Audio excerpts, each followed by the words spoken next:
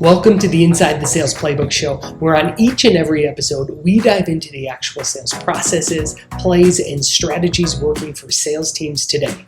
No high-level overview, we get into the actual weeds of what some of the fastest growing and most successful sales teams are doing today to drive revenue and grow their businesses. And we've got two sponsors.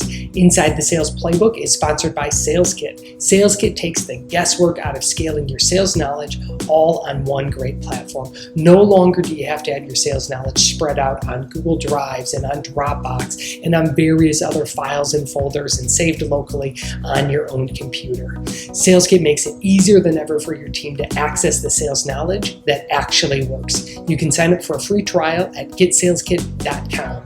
And buy my book, Raise Your Standards, the definitive guide to building seven-figure sales. You can get a copy of this book to help grow your sales, whether you're an entrepreneur, a sales leader, or a sales contributor at getsaleskit.com/book. Let's get into the show. And I'm your host, Mark Evans, and today I'm here with Jared Wexler. Jared, welcome to the show. Great. Thank you so much for having me. Very excited to dive into the tactics and all the good stuff. Our pleasure, our pleasure. Well, Jared is the solutions consultant at Factory 4. And Jared, I want you to give us and give the listeners and the viewers a little bit of context. What is Factory 4 and how do you help them achieve their mission? Definitely. So Factory 4 is a manufacturing execution system. So essentially we allow manufacturers to get more insight on their floor. So into labor cost, as well as helping out with production planning, getting some data and analytics so they can make more data-driven decisions. They use a lot of kind of antiquated processes in that space. So we kind of allow them to come to the 21st century and digitize some of that. Nice. And personally, I am a solutions consultant. So my role is pretty typical that of a sales engineer. I'm actually the first hire under my manager. So what I do is I help with our technical demos. So I give pretty much the demos. I do custom instances for the more complicated sales. And then on top of that, I help with technical reviews and RFIs, RFPs. And as a solutions consultant, I'm kind of an intermediary between departments. So I'm helping kind of gatekeep feature requests to product because you never want sales to clutter product too much, as well as giving insight into marketing and really just being a segue between several different departments, being sales, marketing, product, and customer success. Awesome. That's a lot of things on one plate, especially it sounds like in a new industry and kind of a new skill set for you. Absolutely. Luckily, my previous job or previous company, I held a lot of those roles. So being able to communicate a lot of my insight to those roles has become a lot easier, being that I've kind of walked the walk, so to speak. Yeah, well, let's dive into that a little bit more. You know, Jared, of all the things that you could do, you're a very sharp guy. Of all the things you could have done, man, why the hell did you even choose sales? How'd you get into sales? Yeah, great question. So I'd say first off, my dad was actually in sales. So I kind of grew up very much so idolizing him. He had me read How to Win Friends and Influence People probably at 12. So That's a good dad. That's a smart move. Great book. And then in college, I studied business with a concentration on marketing. I actually thought I'd go kind of the digital route, but as I started to look for internships and stuff, I realized it was kind of hard to break into those entry-level roles. I wasn't sure if I really would enjoy that. So I actually took a sales senior project my senior year, which was really great. We got to partner with a lot of industry leaders. So it was sponsored by Gartner, ADP, Fastenal, Pepsi. Like it was pretty cool because we got to pitch and sell a product in kind of like a mock role play scenario. And I knew sales was something I was very interested in. So I applied, actually LinkedIn Easy Apply, ended up getting an SDR gig. I think I landed it and accepted it maybe March. So like 4 or 5 months before I graduated. So I knew the software space was something I was pretty interested in and I kind of dove head on. That's awesome. And sounds like you've had a lot of success since then as well. Now, it seems like, Jared, you're wearing a lot of hats. And I'm really curious what you think makes a good, I would almost call it like pseudo product manager, right? As you're taking requests from the customers as well as sales features and translating that to engineers. Walk me through what do you think makes a really good, almost like, sales product manager, technical advisor with growing companies? Because I know that that's a hot topic that a lot of sales leaders and definitely a lot of entrepreneurs in the SaaS space find themselves wearing multiple hats of sales and product and communicating to customers and trying to really streamline that process. So in your opinion, what makes a really good, what are the good attributes that someone needs to have in order to do that job effectively? Definitely. I'd say communication skills is definitely up there. Being able to identify who you're speaking to and being able to put it in terms that is most relevant to them. So maybe there's a new feature update to marketing. They probably want to know the nitty gritty. Salespeople, you need to teach them the value. Same with customers. You don't need to necessarily dive under the hood too much. So Yeah. a big part of that is knowing when to dive into things in depth and when to keep it concise. On top of that, I'd also just say knowing your industry and knowing kind of where the gaps are within your company. I think that when you move to a new role or a new company, it's very important to get the lay of the land and have some benchmarks before trying to reinvent the wheel. So a lot of that's just being very observant and being able to communicate your thoughts in an effective manner that's going to be personalized to whoever you're speaking with. And do you think that that's just something you gain from experience, or is that an active skill you're currently trying to hone and get better at? Yeah, so I would say it's somewhat a skill that you kind of, I don't want to say you have or you don't, but to some extent. That being said, you can definitely kind of cater it. So something that I did actually when I came into my current role is I spoke with and kind of introduced myself with all the different teams I'd be meeting with. And something I picked their brain on was what can my department do to help you out more? And on top of that, you can kind of dive in more and just you can even ask, like, what's your best way to receive communication? Some people would rather have a call, some people would rather have a Slack, stuff like that. And then on top of that, when you do send them info, like, oh, what could I have done better? Like, how could I have formatted this in a way that's more digestible or in a way that would have made it a little bit easier on your side? So really having a tight feedback loop when you are kind of contributing and working with other stakeholders in your business. Yeah, when you ask the question of what could I have done better, have you ever been in an instance where you didn't really love the answer that you received on the other end? And if so, how'd you handle that? Yeah, so I think one important thing is to kind of separate yourself from your work, so to speak. In that when people give you feedback, it's meant really you up. I mean, of course, some people aren't the nicest when it comes to feedback, but typically it's not a personal attack. They'll just tend to be a bit more blunt than others. I had a great kind of lesson taught to me when I was in my SDR role, and one of the other SDRs taught me basically like when someone's angry to you on the phone, they're not angry at you; they're just mad that they got cold called by someone. And I kind of took that mentality with interacting with anybody, whether it be internal or external. You kind of just have to take the words at that level and try not to take it too personally. Awesome. Awesome. That's really good advice. And for all the listeners out there, yeah, that's really solid. Well, let's transition a little bit into onboarding and training. Now, you came into a new role, and I know that you had some responsibilities with onboarding and training at your last role and maybe in previous companies as well. But onboarding and training is something just about every company and leader and entrepreneur and founder is something that I talk to them about. And just about everybody is looking to reduce their ramp time and really increase the quality of the training process. So, what is your current onboarding and training process look like? And let's start there. Yeah, absolutely. So my current onboarding and training process was pretty ad hoc. That we do have some things set in stone, but being that I'm the first hire under my manager, who is the head of the solutions consulting department, I had the pleasure of being able to really work with him on a day-to-day basis, where we both had the bandwidth. As you grow, unfortunately, the ad hoc strategy doesn't necessarily work always. So that's kind of what I played a lot of like I kind of played a big role at my last company was building out a lot of that training and onboarding. I built pretty much everything in our LMS and helped kind of structure it a bit more. One thing I'm a big fan of is letting them know not only what they need to do just in a bulk list, but kind of breaking it down to daily or weekly objectives.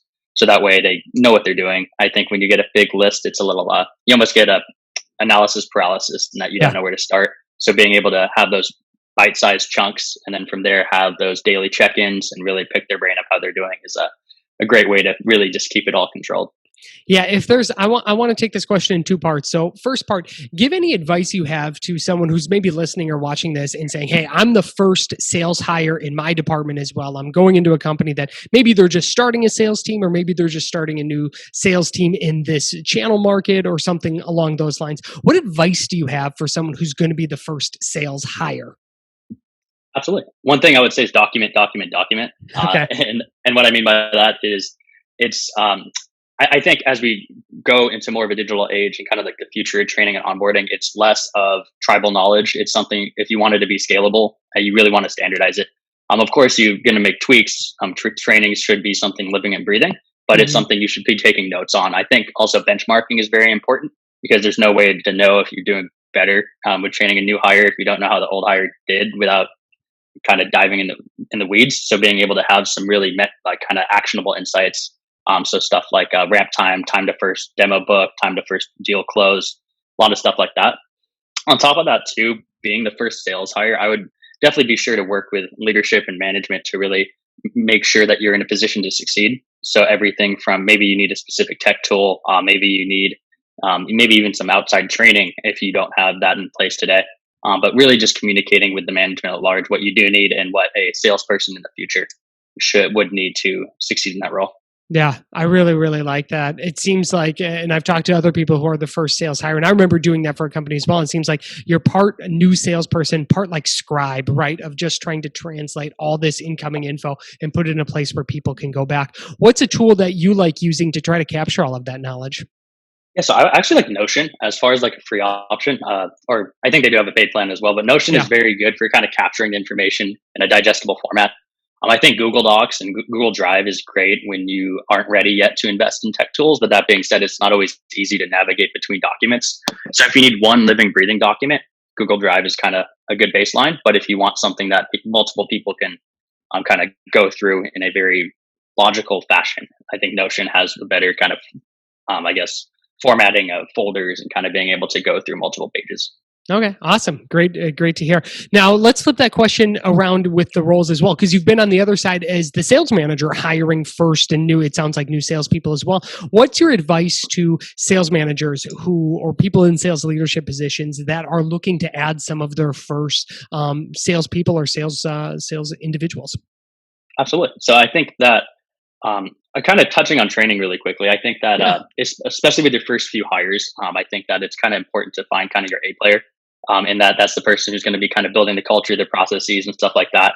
Unfortunately, it's not always the best idea in the world to give that opportunity to someone who hasn't kind of been there and done that. Yeah. That being said, I'm a huge fan of training and kind of coaching to the B or C student for really just building the entirety of the coaching process. So what Okay. that means is you're later able to give that opportunity to someone transitioning careers or someone straight out of college. But for the first few hires, I think that having people that have kind of been in the trenches before is very advantageous. Even if that's someone who is previously an SDR manager and they're now getting back in the trenches, of course, that's kind of the fast track to getting back on that manager route.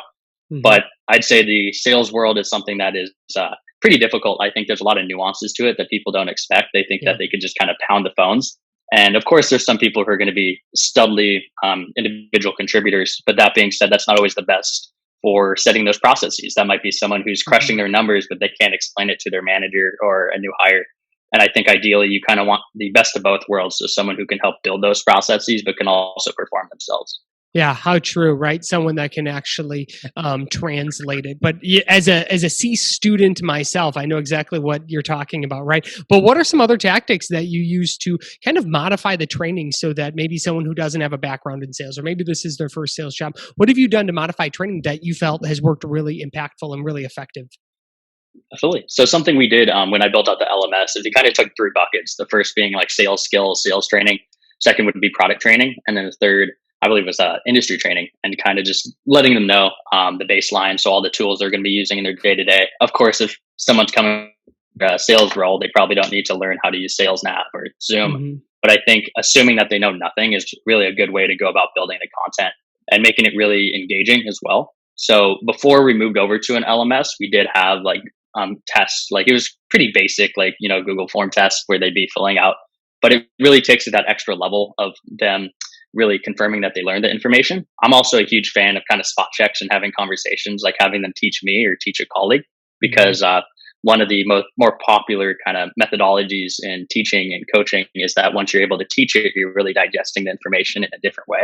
Yeah. So being able to have a session where they're kind of overviewing what they just learned is great. But I'd say just having that assumption where they know nothing and creating the training from that space is a great way to go about it.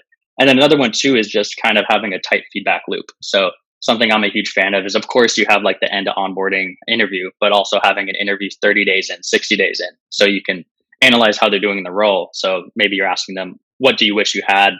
What do you think wasn't that important? Like, was there a training that we had you spend a day or two on that just wasn't relevant to your role? So that way you're able to really make training a living, breathing thing and improve it, on top of having like, KPIs and data where you can find silos and kind of keep ramping up and building out what you're doing in the training capacity. Yeah, I really like that. Did at any part during the 30-day interview process were you ever like, this is just not working, this person's not a fit, or our training's not a fit? And how'd you handle those types of situations? Absolutely. So my previous company, I would say they're actually pretty stringent in the hiring, in that they were pretty picky, in that they really wanted to see people who really had a lot of potential or had pretty solid experience. So fortunately, we didn't have too many times where there was someone who wasn't an inherent fit in a short period of time. That being said, if for companies that can't afford to be as picky and have like headcount numbers and stuff like that, I think that you should have a kind of like a baseline of when you do expect them to ramp, and then if Hmm. they aren't on track for that, you should have kind of like an actionable plan. So of course that could be anything from like putting them on a performance plan, or just kind of having a candid talk with them, kind of identifying why they aren't. I think that everyone kind of learns differently as well. So I think that Hmm. kind of throwing them the playbook isn't necessarily the best fit in those solutions. You should really identify the cause. I actually saw a great, I think it was a talk in person actually, where someone had made the point that salespeople are one of the roles that get placed in roles they aren't necessarily fit for more than other industries. Reason being that salespeople can typically sell themselves and can convey value and kind of sell themselves as a fit for a role. Yeah. But just because they're not excelling in selling a specific product or booking demos for a specific product, that doesn't mean they're not meant to be in sales. It could be the industry. Like personally, if I was selling like data warehousing, I probably wouldn't book too many demos. Whereas the marketing and sales tech space, kind of process management space, is something way more up my alley. So I think that's also a way to tackle it too. It might not be them not being a good salesperson. It just might not. It might be them not being a good fit for the industry. So there's a lot of different ways to tackle it. But I do Hmm. think it's in both sides' best interest to identify those situations as quickly as you can, Yeah. because if they're just kind of holding on, not hitting quota month after month, the company's not happy, they're not happy. It's kind of best to have those candid and transparent conversations as early as you can. Yeah, no one's winning in that situation where they're not happy and the employer's not happy as well, and nobody wants to do anything about it. Yeah, I could certainly see that as well. Well, let's transition a little bit. I'm really curious to find out. I'm really excited to find out what has been in your sales playbook in the past. What have you brought over to your current company, and hoping we can dive into more of the sales playbook. So, first question: you're at this new role here. Do you have a sales playbook? And if so, what's been some of the most successful plays that you've been able to implement into it? Yeah, definitely. So we actually don't have too much of a playbook. I guess as far as the playbook goes, one of my strengths in the past has been creating collateral for the sales team. So something I'm actually working on for my quarter 4 goals are kind of creating more battle cards. So really giving some ammo for our sales team, so to speak. The main difference between my last role and this one is that my last role and my last company had a lot more direct competitors. So when I was building battle cards out there, it was a lot more how do we stack up against this competitor? What do we do well? What do they do poorly? Yeah. And so on. Where this one is more so how do we complement them? Where are some of the gaps in their system? How do we work with that tool? How have we integrated our system with that tool? So it's much more informatory versus being a more of a pure battle card. Sure. And then I'd say as far as making battle cards, the best way you can really go about it is creating a format and getting a lot of feedback from the team, making sure it's as actionable as possible. I'm also a fan of making it very easy to look at. So like it shouldn't be a full have some full one pagers just for training and stuff like that. Yeah. But if a salesperson is on a call, there's no way they're going to be able to skim a full 3 pages. So really just making it something they could glance at, have at the side of their desk. And then the other thing that I'm working on is something kind of interesting that I did at my last company is actually led up product marketing over there, where it's going to be led with our solutions consultant team here. But it's the concept of an internal newsletter. So you select a specific time interval and information that you relay not only to the sales team, but to the whole company. But it's particularly of interest to sales. So it's going to include everything from new feature updates, so like product updates with kind of a value touch there, competitive updates. So what's going industry, what competitors just came out with new features, what's going to be coming up in conversations. And then Mhm. on top of that, customer stories. So war Oh, stories that nice. they can use for social proof. And I think that that's something that is kind of difficult to gain today. Of course, larger companies have kind of full collateral built out. But at smaller companies, it's really just asking your colleague. And unfortunately, it's not easy for customer success to share a ton of different customer stories to more junior reps. Like, of course, older reps have kind of been there a little bit longer, are going to have Yeah. heard those stories, but it's something that's very much so tribal knowledge. So I like to Mhm. break that down into a way that is easily passable to the entire department. Yeah, I really like that. Do you have a good example that you've modeled after or at another company? Or is there a way that our listeners or viewers could see kind of an example of what that looks like that they could get some inspiration? Because I really love that idea. And I think that just that opening of communication between here's our product info, here's some updates, and here's what's really working on the front lines is a really powerful thing. Yeah, absolutely. So with my last company, that very much so was driven by our. So I worked with our director of product marketing. So he actually came from Uberflip, where he helped build out a similar idea. Him and I were actually spitballing ideas of how we can kind of. That was when I was in a sales enablement role. So we're Yeah. spitballing ideas of how we can kind of tackle a low hanging fruit, so to speak, and kind of really build out something that would be really impactful. So he had somewhat of an idea from that company, but essentially the way we broke it down was sales wins, marketing updates, customer stories, and then product updates or feature reminders. As far as the way that I'm breaking it down for my current company is that I'm making kind of a template. So everything that I'm going to want to compile.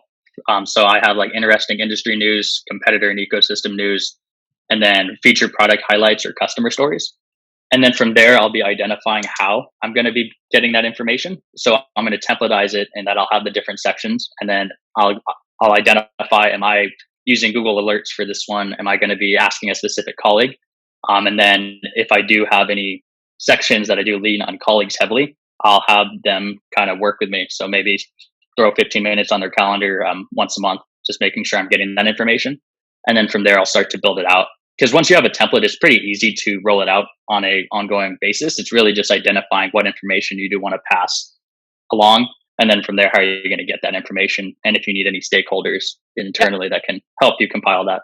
I really love that. How long does something like that take to put together? Because I could see people saying like, "Oh, I love this, but this is just another thing I've got to do on top of everything else." So, how long does it typically take to put something together like this? And what sort of results have you seen from it, so people know that it's a good investment of time?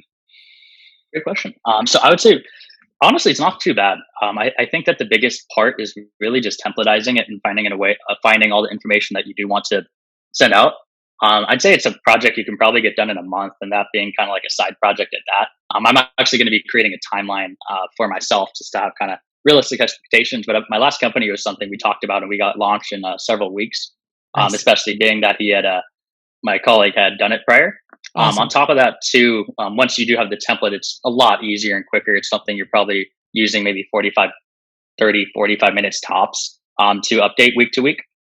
And then as far as like how impactful it was, there were a lot of situations where our sales team would tell me like, "Oh, that social proof is awesome. Like, thank you so much for passing that along." Yeah. Same with feature updates. I think another area that you can use it for is really just internal morale. So maybe cool sales wins or something like that. And even just by knowing what industry that salesperson had just closed 2 deals in, it's also more impactful information for the sales team.